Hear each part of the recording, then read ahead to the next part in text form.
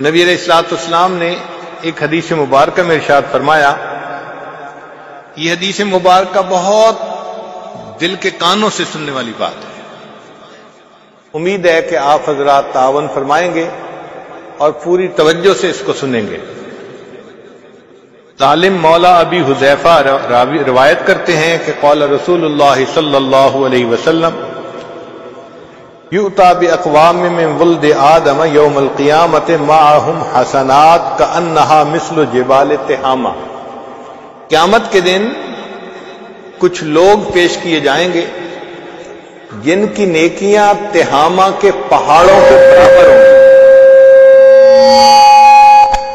جن کی نیکیاں تہامہ کے پہاڑوں کے برابر ہوں گی، یعنی پہاڑوں برابر نیکیاں۔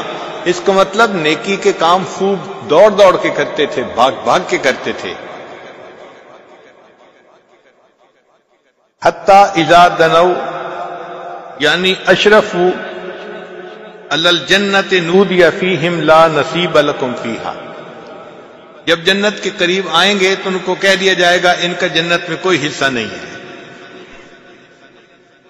قل تو صحابی کہتے ہیں کہ میں نے پوچھا یا رسول اللہ، اے اللہ کے رسول صلی اللہ علیہ وسلم، جل ہؤلاء القوم لنا حتی نعرفہم، آپ ذرا اس قوم کی کوئی حلیہ بیان کر دیجئے، تفصیل بیان کر دیجئے تاکہ ہم ان کو پہچان تو لیں۔ فوالذی بعثک بالحق لقد خشیت ان اکون منہم، وہ ذات جس نے آپ کو حق کے ساتھ بھیجا مجھے ڈر ہے کہ کہیں میں بھی ان میں سے نہ ہوں۔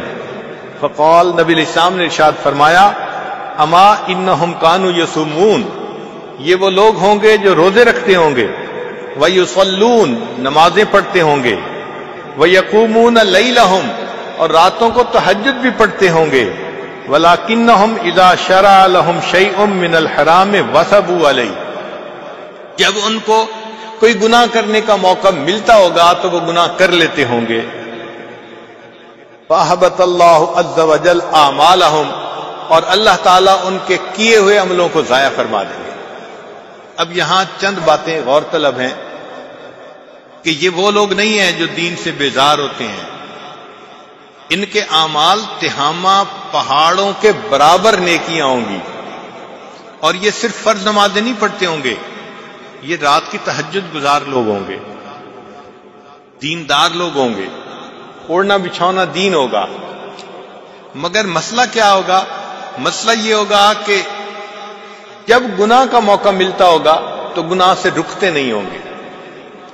نتیجہ کیا ہوگا؟ اللہ تعالیٰ ان کے کیے ہوئے عملوں کو ضائع کر دیں گے۔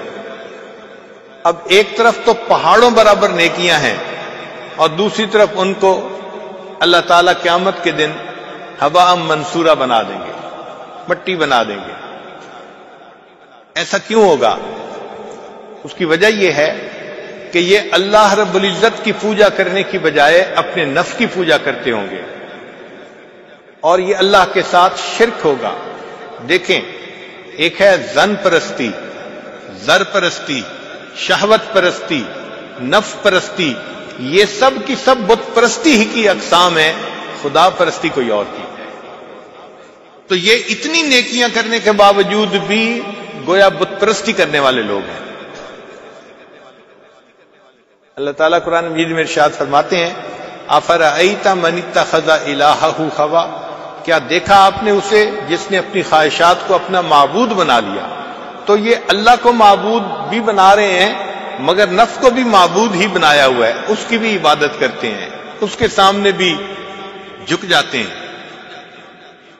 نتیجہ کیا نکلا کہ اس شرک کی وجہ سے اللہ تعالیٰ کیے ہوئے عملوں کو ضائع فرما دیں۔ اللہ تعالیٰ نے قرآن مجید میں اپنے حبیب صلی اللہ علیہ وسلم سے فرمایا، لئن اشرکت لیحبطن عملک، اگر آپ بھی شرک کریں گے تو کیے ہوئے عملوں کو ہم ضائع کر دیں گے۔ ذرا غور کیجئے، یہ اتنا اہم مسئلہ ہے کہ کی ہوئی نیکیاں برباد ہو جائیں گی اور انسان قیامت کے دن خالی ہاتھ کھڑا ہوگا۔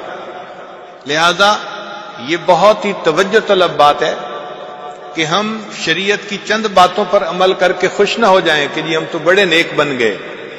دیکھنا یہ ہے کہ پوری شریعت پر عمل کرتے ہیں یا نہیں کرتے۔